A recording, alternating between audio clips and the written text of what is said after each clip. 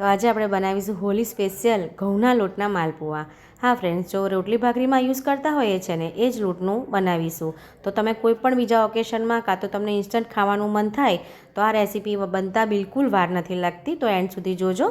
તો 1 વાડકી ઘઉંનો લોટ સામે મેં 4 ચમચી સોજી એડ કરી, તો 1 વાડકીના મેઝરમેન્ટથી બનાવીશું।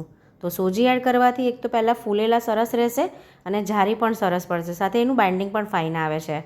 હવે એક આટલો મેં નાનો ગ્લાસ કાચનો દૂધ લઈ લીધું છે, તો તમે એકલા પાણીથી પણ બેટર બનાવી શકો છો, કોઈ સ્વાદમાં એનો ચેન્જ થતો નથી। તો આ રીતે 1 ગ્લાસ મેં દૂધ એડ કરી અને આ રીતે મિક્સ કરી દઈશું। તો તમારે વિસ્કીથી મિક્સ ના કરવું હોય તો તમે બોસથી પણ ગ્રાઇન્ડ કરી શકો છો। તો આ રીતે ઇલાયચી પાવડર નાખીશું ફ્લેવર માટે, અને અડધો ગ્લાસ એ જ જે મેં દૂધનો ગ્લાસ લીધો એ જ ગ્લાસ પાણી અડધો ગ્લાસ લીધું, તો એકદમ પરફેક્ટ મેઝરમેન્ટ છે। સાથે મેં પોણી વાડકી જેટલી સુગર લીધી દળેલી, તો દળેલી સુગર એડ કરવાથી ફટાફટ એ અબ્ઝોર્બ પણ થઈ જશે અને વાર પણ નહીં લાગે। પેલી આખી ખાંડ લઈએ ને તો વાર લાગે છે। તો જો બેટર આપણું આ રીતે કમ્પ્લીટ રેડી છે, બિલકુલ પાણી ઓછું હતું નથી પડ્યું। તો આ સ્ટેજ પર તમારે બેટર ઢીલું હોય તો લોટ પણ એડ કરી શકો, અને બેટર તમારું થીક હોય તો તમે પાણી પણ એડ કરી શકો।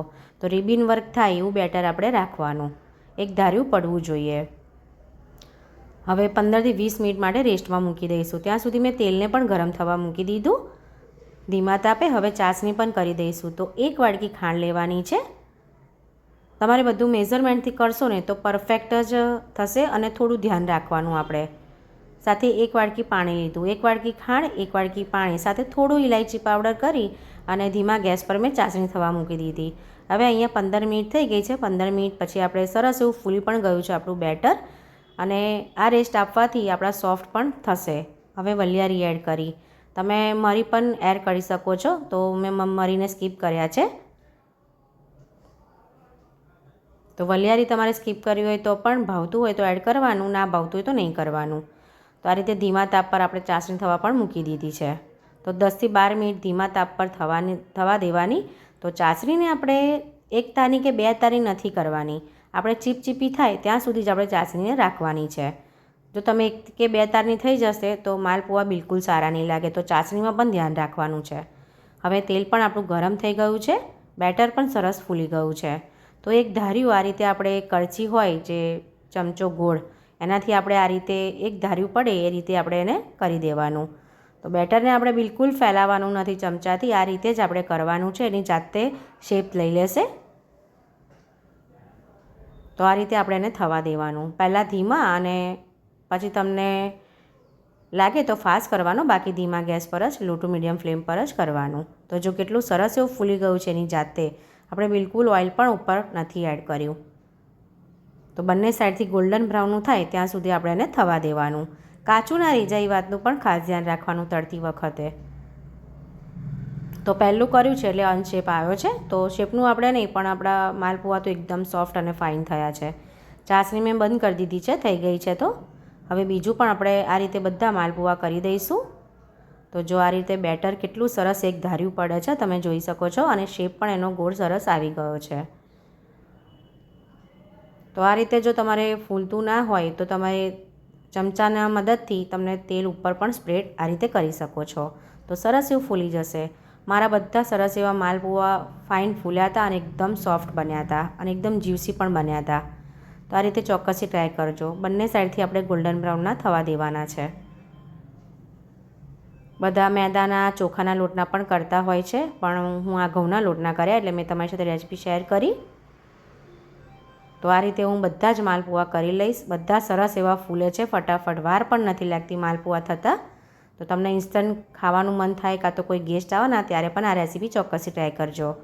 જોઈ શકો છો જારી પણ કેટલી સરસ પડી છે। આપણે 15 થી 20 મિનિટ માટે રેસ્ટમાં મૂકીશું એટલે જારી પણ સરસ થશે અંદર, અને ફૂલી પણ સરસ થશે। તો આ રીતે હું બધા જ માલપુઆ ઉતારી દઈશ। અમુક ટિપ્સનું આપણે ધ્યાન રાખીશું એટલે આપણા માલપુઆ સરસ એવા થશે।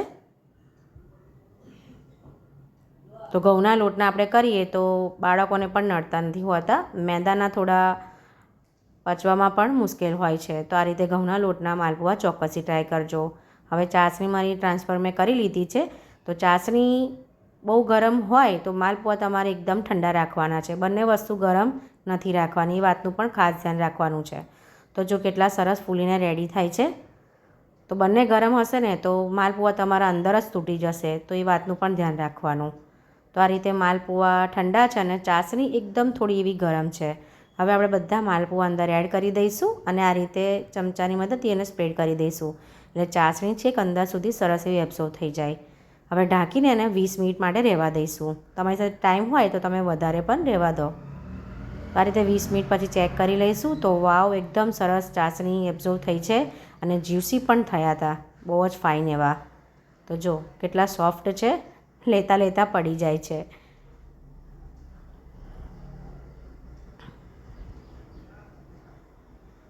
તો એકદમ જ્યુસી પણ છે, તમે જોઈ શકો છો.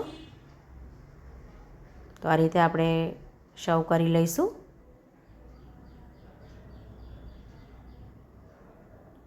ઉપર પિસ્તાને સ્પ્રિંકલ કરી લઈશું. તો ટોટલી ઓપ્શનલ છે, પણ પિસ્તાથી આનો ટેસ્ટ બહુ ફાઇન આવે છે. આ રીતે મોઢામાં ક્રન્ચી આવે તો રેડી છે આપણા ઘઉંના લોટના માલપુઆ, એ પણ ઇન્સ્ટન્ટ અને સરસ એવા ફૂલેલા અને સોફ્ટ. તો ફ્રેન્ડ્સ, રેસિપીસ ગમતી હોય તો લાઇક, શેર અને સબસ્ક્રાઈબ જરૂરથી કરી લેજો. સાથે હાઈપ પણ કરી લેજો અને જે ડિસ્ક્રિપ્શનમાં હું એનું પરફેક્ટ મેઝરમેન્ટ લખી દઈશ અને જે પ્રોડક્ટ હું આપીશ એ તમે મારા લિંક પરથી ખરીદી શકો છો. હું જે પ્રોડક્ટ મૂકું એ તમારે જોઈતી હોય તો તમારે એમાં ટચ કરવાનું, એટલે ઓપન પણ થઈ જશે. તો સરસ એવા આપણા માલપુઆ સોફ્ટ થયા છે. હું તમને તોડીને પણ બતાવું. તો જારી પણ કેટલી સરસ પડી છે, તમે જોઈ શકો છો. બહુ જ પરફેક્ટ. આપણે ઇન્સ્ટન્ટ બનાવ્યા છે તો પણ એટલા સોફ્ટ અને સરસ થયા છે. જારી પણ એકદમ પરફેક્ટ પડી છે અને જ્યુસી પણ. Thank you friends, thank you so much.